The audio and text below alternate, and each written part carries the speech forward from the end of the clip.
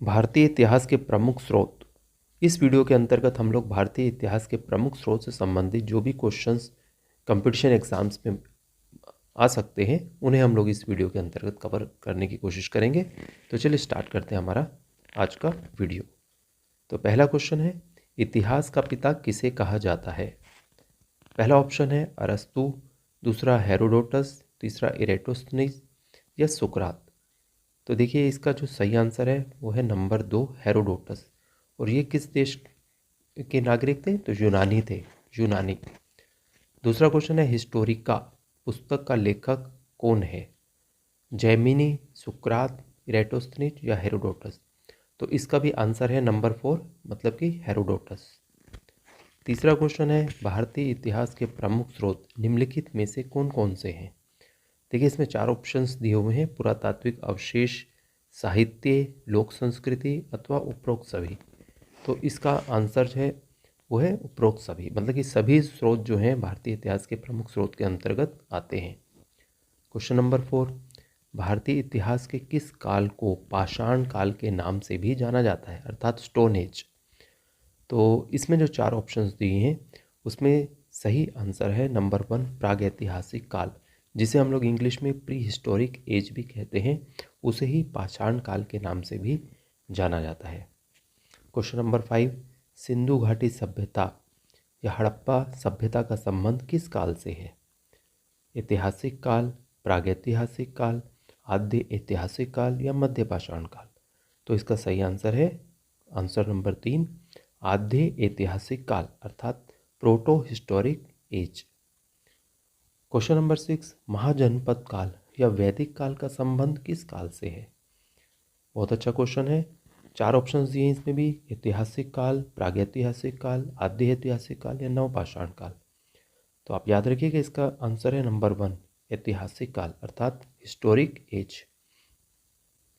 Question number 7, निम्नलिखित में से किस काल में लेखन कला का विकास नहीं हुआ था? लेखन कला का विकास किस काल में नहीं हुआ था?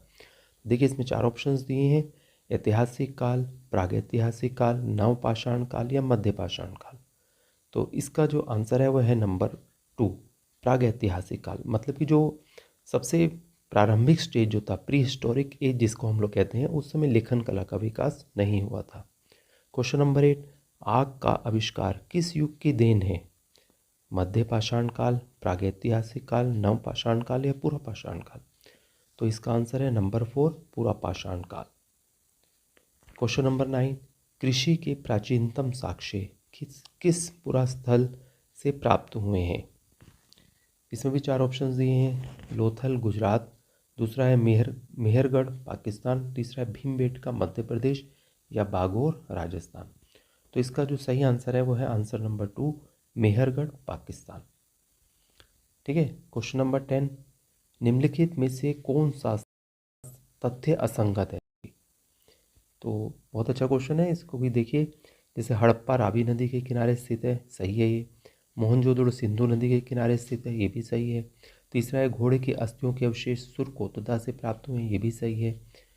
और आंसर नंबर 4 है विशाल स्नानागार एवं अन्नागार लोथल से प्राप्त हुए। तो ये गलत है, क्योंकि विशाल स्नानागार और अन्नागार जो है मोहनजोदड़ो से प्राप्त हुए हैं। क्वेश्चन नंबर 11, विकास के किस चरण में कृषि का आविष्कार माना जाता है? बहुत अच्छा क्वेश्चन है। तो इसका आंसर जो है वो है नंबर 4 मतलब कि नवपाषाण काल, न्यूलिथिक एज जो है उस चरण में कृषि का आविष्कार जो है हुआ था। ठीक है। क्वेश्चन नंबर 12, मानव द्वारा बनाया जाने वाला प्रथम औजार कौन सा था? सबसे पहले कौन सा औजार बनाया था मानव ने? ये क्वेश्चन देखिए जितने भी हम लोग कर रहे हैं ना, ये सभी किसी न किसी एग्जाम में आए हुए क्वेश्चन है, बहुत इंपॉर्टेंट क्वेश्चन है और बार बार इनमें से क्वेश्चन किसी न किसी एग्जाम में पूछ रहा है, तो इसलिए आप ध्यान से इसको पढ़िएगा। तो देखिए इसमें 4 ऑप्शन दिए, कुल्हाड़ी, हसिया, हथौड़ी या खुरपी। तो इसका जो सही आंसर है वो है नंबर 1 कुल्हाड़ी। क्वेश्चन नंबर 13, मानव द्वारा सर्वप्रथम प्रयुक्त अनाज कौन सा था? देखिए इसमें जो 4 ऑप्शन दिए हैं, जौ, गेहूँ, चावल या मक्का। तो इसका जो सही आंसर है वो है जौ, बार्ले भी बोलते हैं उसको हम लोग इंग्लिश में। 14, निम्नलिखित में से कौन सा स्थल प्रागैतिहासिक चित्रकला के लिए प्रसिद्ध है?